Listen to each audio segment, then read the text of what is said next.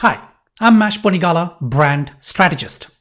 All right, so there comes a time in the life of any brand or any business where change needs to happen, right? So this could be because of external forces, it could be internal changes, it could be a change of business model, or it could be expansion, whatever the reason might be.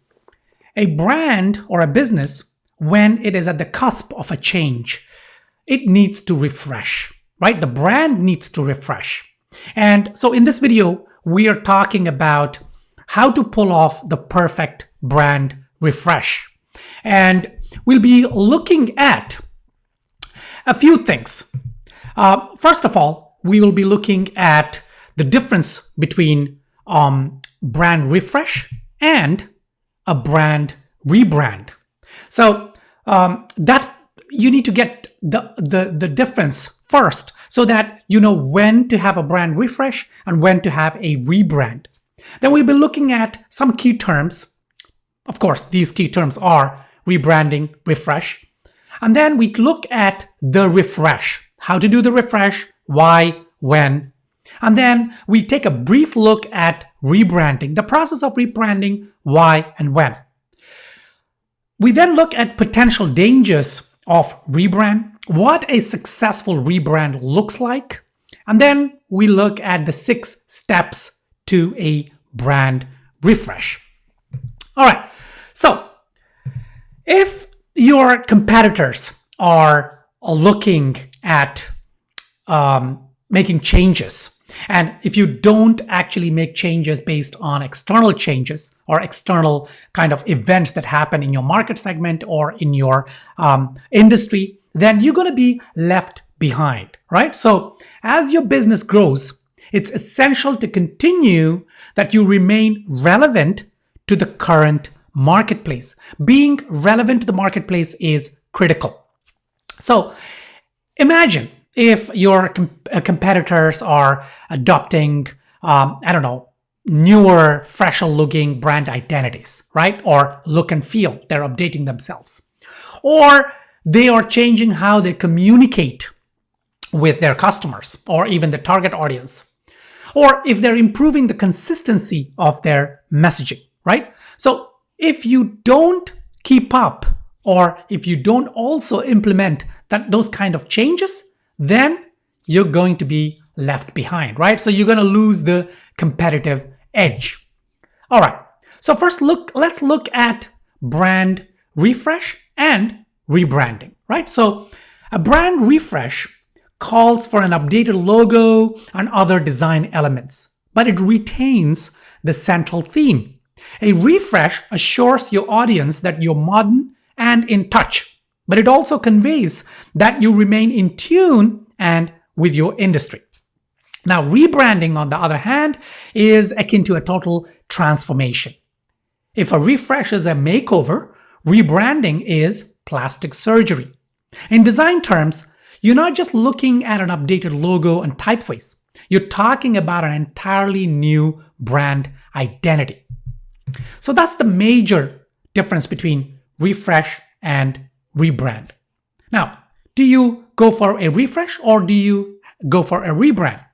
Often, a refresh is sufficient. In fact, going for a total rebrand could be a mistake, especially if you've been around for several years, are well known in your space, and you have a large following.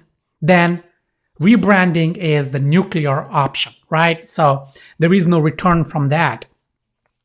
Now, rebranding opens your brand or business to several risks: alienating existing customers, losing brand ambassadors and other advocates, losing access to multi-contextual forms of communication, losing web assets, burning through your marketing budget.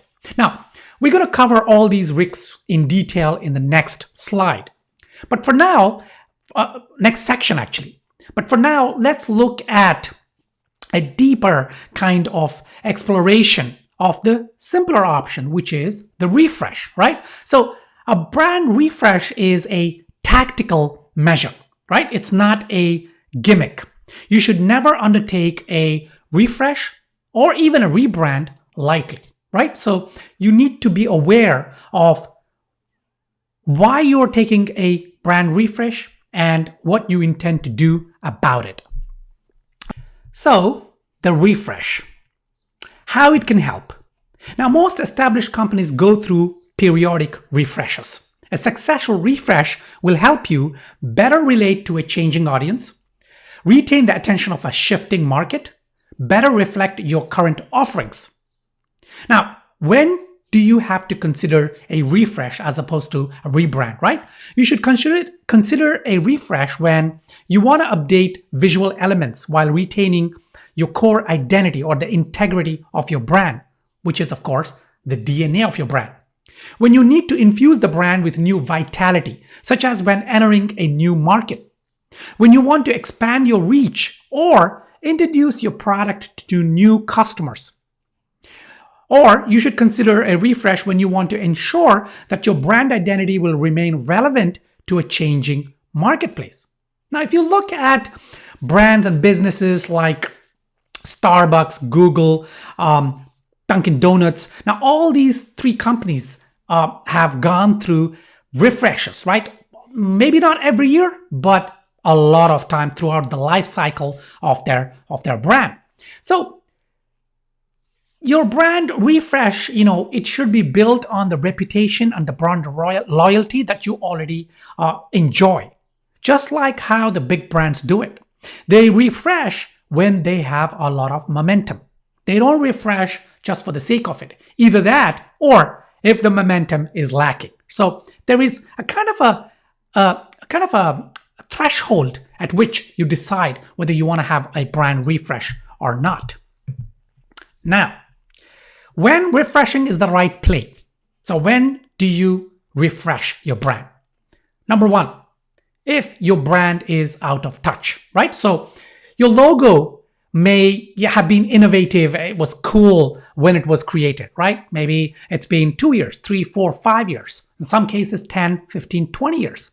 Now, if your logo starts to look dated or your brand, the visuals of your brand are looking a little stale in comparison to the competition, or sometimes even if your competition still has the same kind of dated visuals, maybe your target audience have moved on in terms of the visuals, in terms of what they expect from brands, then you need to undertake a refresh. You need to refresh your logo, your brand identity, your visuals, and so on and so forth. Number two, your messaging is inconsistent. If you realize that your kind of messaging, right? Messaging on your website, messaging on social media, or on your marketing materials. So your catalog, or if you're a product company, or your marketing material, your brochures look one way, your website looks a different way, your social media looks a different way, then is the time to refresh. Refresh is about bringing everything into a consistent format, right? Number three, your company has changed. That means maybe your business model has changed. Maybe you sort of bought out an existing business, or there's changes in your products. You're discontinuing certain products. You're going for new products or new markets, and so on and so forth. So if your company is changing, then a brand refresh is required, right? Number four, your audience is no longer listening.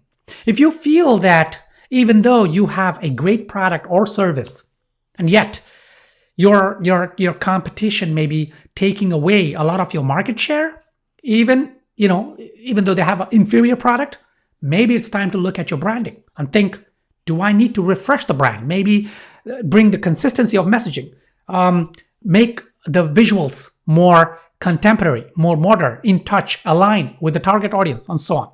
Number five, if you're expanding. So if you're tapping new kind of markets or audiences, if you're changing or pivoting your business for a new sector, then you need to consider a brand refresh. Okay?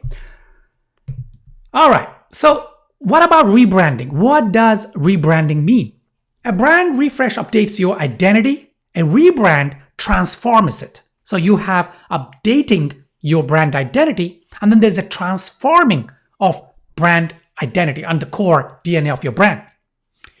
The primary goal of rebranding is to fundamentally change the customer's perception of the company. Therefore, rebranding is not to be undertaken lightly. It is a drastic measure that will have a lasting impact on a business. The more well-known your brand, the less willing you should be to consider a rebrand. Well, but again, this depends on your particular sector. It depends on your brand, where you are in the journey, and so on and so forth. Okay. So a rebrand is a little bit of a drastic action as opposed to a refresh. All right. So when should you rebrand? When you want to reposition. So you may want to reposition your product or service in a way that is incompatible with your current image. A good example is the apparel brand J. Crew. Now, if you go online and research J. Crew, you will see that they've actually rebranded themselves, drastically changing the look and feel, the message, the kind of the brand's story, positioning, everything, right? So because when your product or service changes completely, or you pivot, or if your target audience changes, then you cannot simply continue with the brand you have. You have to rebrand. Appeal to a new market. It is the stuff of nightmares. The customers you depend on have left the building. They're not coming back. In this case, your only course of action is a hard pivot. Burberry, one of Britain's iconic brands, is over 150 years old. Had Burberry not redefined itself several times, it wouldn't still be around. Today, it's considered essential kit by the fashion savvy. Okay, so if the market segment changes so much, even though your product may be the same, of course you need to change your product or service to align with your target audience, but you also have to rebrand. And Burberry's example is a great example. Now, the product didn't change much, okay? So their tartan kind of pattern, their trench coats, their bags and things like that, they didn't change much, but Burberry's brand changed a lot. In fact, I wrote an article on this and I'll try and link it below. Next, expanding your business scope. A red ocean, as defined by Chan Kim and Renee Muborn, is a crowded marketplace. The stronger the competition for that market space, the redder the sea or ocean. If you find yourself in a red ocean, you must do everything you can to escape. For example, Pop's Blue Ribbon was historically a popular brand in the US, but today it's considered by many to be a fratty, inexpensive brew. It can be hard to increase revenue when your home market considers you a discount offering. Okay, so when customers start referring to your brand as frumpy or outdated or out of touch, then it's time to do something, right? It's about moving from the blue ocean to the red ocean. Now, if you want to move from the blue ocean to the red ocean, then you definitely need to rebrand, okay? So if you already have a brand, then consider it carefully. It's not just about a refresh. It's about a rebrand, because moving from a red ocean to a blue ocean, hopefully I said the same thing before. So it's moving from a red ocean to a blue ocean. That means you're making your competitors irrelevant, right? Then you need a completely different brand strategy, positioning strategy, messaging strategy. And of course, that will mean a change in your visuals, your brand identity, your story, so on and so forth. So if your business, if you want to expand the business scope, then you need to do a rebrand. All right, let's look at some dangers of rebranding. Okay, rebranding can be quite dangerous. When done wrong, you expose yourself to several risks. Okay, let's take a closer look at these. First, you may alienate your customers. Okay, when you do a brand refresh, your customers may take it, may actually be happy with it. But when you're rebranding, you got to be careful, because your branding or your brand core DNA is aligned with your target audience, right? With your customers. And if you just rebrand without a reason, without changes in your target audience, then you're going to alienate your customers, right? Because the new message is going to sound and feel different. And your target audience, your core customers may feel a little disjointed and may decide to leave. So you got to be really, really careful and when you're rebranding. Number two, you may end up with incompatible brand elements, right? So look, your visual brand elements would exist in different kind of touch points, right? So you have your most basic things such as, I don't know, business card, letterhead, things like that. Of course, your logo, and then you have your website, then you have your social media, your marketing materials, your brochures, your invoices, your hand tags, your packaging, lots of things. So if, for example, if your all these different touch points, if they sort of they sort of feel out of play, right? If they feel out of position and they don't align well with each other, then you're going to be in trouble, right? Rebranding in that case is going to cause issues. Right. Next is your web assets may break, right? When you rebrand, you'll be changing your logo, of course, your visual identity elements. Sometimes you even change the brand name. You're changing the message, you're changing slogans, taglines, elevator pitches, mission statements, vision, everything, right? So you got to be really careful that a rebrand, when it's done, you audit your brand thoroughly, right? Auditing is looking at each touch point, each platform, and making sure that your brand is consistent. So therefore, one of the biggest things of a rebrand, one of the biggest assets or deliverables of a rebrand should be a brand guide, right? A brand manual. And in that brand manual, you have everything. You have your strategy, you have your positioning, you have your messaging, you have your statements, your vision, your mission, your core values, your brand story, your messaging framework.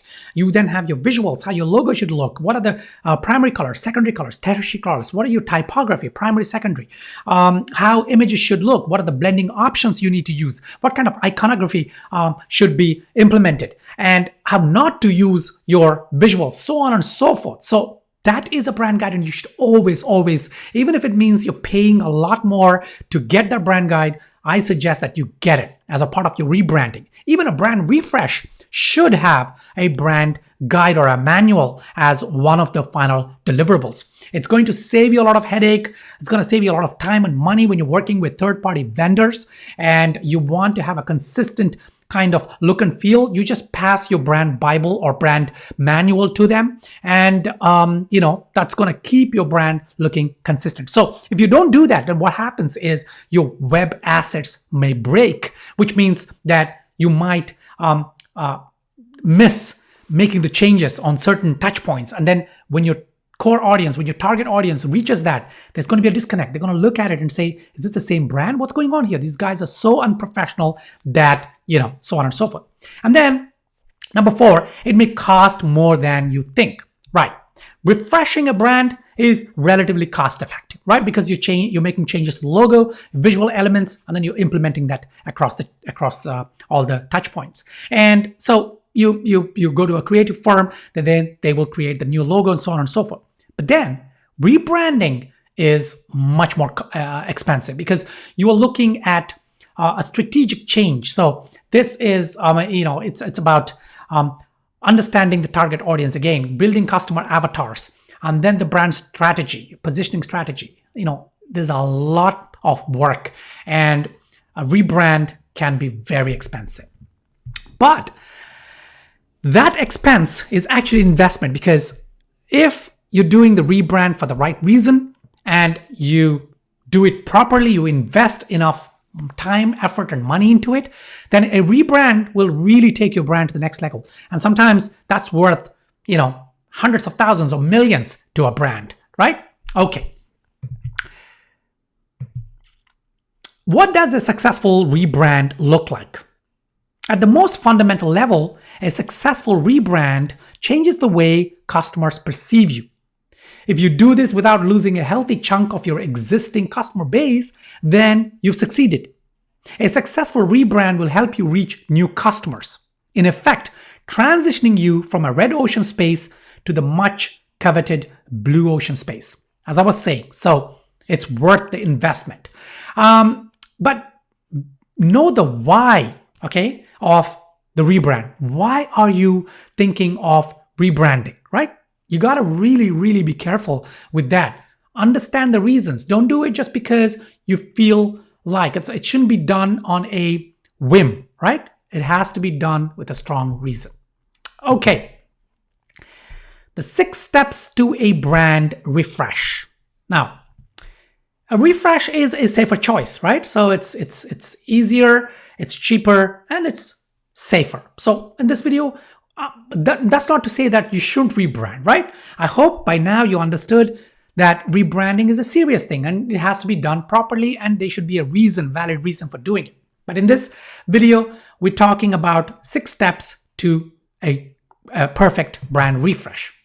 Step 1, perform an initial brand audit, right? So now, fortunately, a brand audit is pretty straightforward. It's a structured, detailed comparison of your current performance against your stated goals. Now,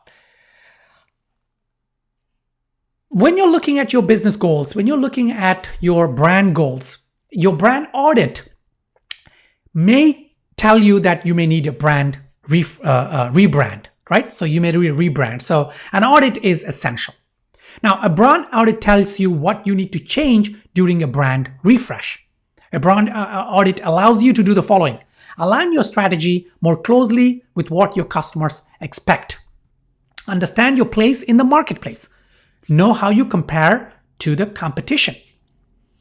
Take a cold, objective look at how your brand performs, right? So it's very important that you go through this audit step. Very important. Step number 2, create new messaging. A brand refresh is a great time to review your messaging.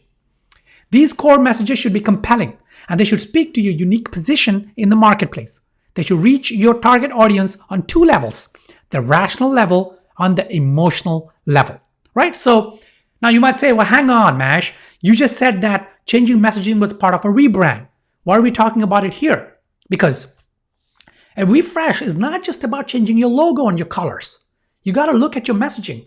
It doesn't mean you change your strategy. So this is not about messaging strategy, which is different from simply changing the messaging. Messaging is the word, right? The wording. Is the wording up to date?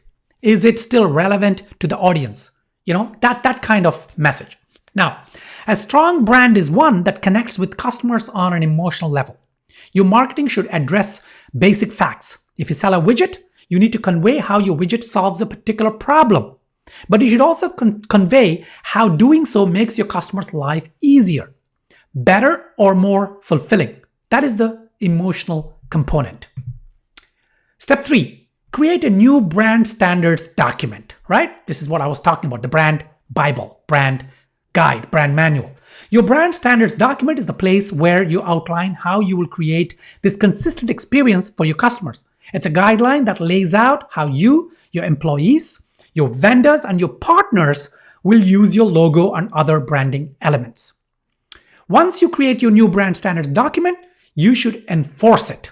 Make sure your partners, vendors, and employees know how to display your logo and other visual elements, how not to use them, and so on and so forth, right? You want your brand to be consistent across all different media. Step 4, prepare for a new logo and take action. Say you already sound different from everyone else and you're generating buzz on social media. That's great. But you still need to look the part. Like it or not, people can be superficial. Again, think back to Microsoft logo from the 70s, right? Would you take them seriously if they were still using that logo? Your visual identity, such as your color palette, logo, photography, texture, and fonts, is key to conveying who you are as a brand, right? So make them count. The goal is to leverage your existing brand equity while taking your brand in a slightly different, modern, and fresh direction. To that end, think of how your logo can be brought into modern times and and how it will resonate with your modern consumers. And by all means, consult a professional, right? Now, don't just change your logo, just for the sake of it, right? You need to go through the steps and make sure you're doing the right thing. Step 5, rollout and unveiling. So next, you'll need a rollout plan. Note that consumers on the whole won't care about your new logo, right? Just because you change your logo, they won't care. Instead of talking about it on social media, pair the reveal with a tantalizing sale or a new product rollout. So something that gives context to your consumers. If you just say, hey, look here, we've changed our logo, they're like, so what, right? They might like it, but they're going to say, so what? However, if you say, listen, we are coming out with this new and updated kind of product or service, and to help with that, we're also changing our brand identity, that kind of a thing. This way, your consumers will associate the new logo with a positive memory. Your specific rollout plan will depend on the extent of your refresh. But one thing you should do is keep tabs on your social mentions during this process, right? Try to phrase this in a way that will resonate with your customers on an emotional level. And then step number 6 is yet another audit, right? So once you've created a new logo and a new brand standards document, you will need to make sure that employees, vendors, and partners respect it. This audit, called a communications audit, may seem like busy work, but it's essential. Weak adherence to your brand standards will cripple your brand refresh, right? Remember, the goal of a brand refresh is to modernize your look while maintaining your heritage, history, and values. Okay, this is what you need to do. Make a list of everyone that is using your logo. Review your own internal and external communication channels. Now, make sure that you're following your own guidelines. It's easier than you may think to mess up here. Now, on top of that, try and do this audit every 6 months, right? And also look at all your vendors and partners and employees and all that. Just so that, you ensure that your brand is consistent, right? That's the end of this particular video. Thanks for watching. And as I said, if you are in the process of, trying to change or trying to refresh your brand, you need to really think carefully. You need to make sure that you are doing thorough audits, right? At the beginning of the refresh and after the refresh, and you keep, look, even if you don't refresh, right? A brand audit is one of the best things you can do for your brand, right? So today, go ahead and look at your brand. Look at your brand and audit it. Look at all the social, and do it in a scientific way, right? Step by step, note down. Where's your footprint? Okay, your website, your social media channels, vendors, partners, affiliates, everyone. And just make sure that your brand is consistent. Okay, I hope you like this video. If you have any questions about brand refresh or even a brand rebrand, just leave your questions below and I will try and answer them. Till my next video, take care.